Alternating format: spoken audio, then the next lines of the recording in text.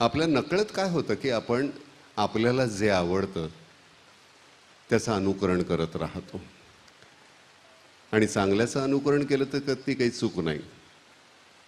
उलटं झालं तर मग गोंधळ असतो. देवाकडे जाण्याची दोन कारणं असतात. एक तुम्हाला खरंच श्रद्धा असते म्हणून, आणि एक आत्मविश्वास हरवलाय म्हणून.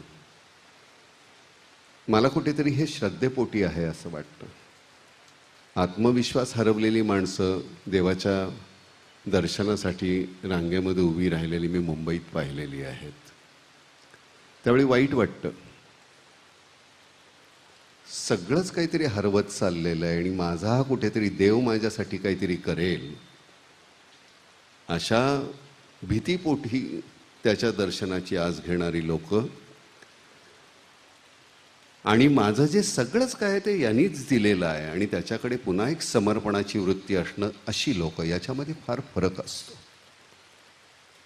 आणि तो हा फरक इथे प्रकर्षानं जाणवतो. सरतेशेवटी देव ही आपली एक भ्रामक कल्पना आपण मानलेली एक कुठली तरी शक्ती. माझ्या दृष्टीनं निसर्ग हा देव. निसर्गाला मी नेहमीच नमस्कार करतो, त्याच्यासमोर कायमच नतमस्तक होत राहिलो, कारण त्याचाच एक अंश म्हणून मी पुढे आलेलो. पुन्हा मी तिथेच जाणार, तीच माती होणार माझी.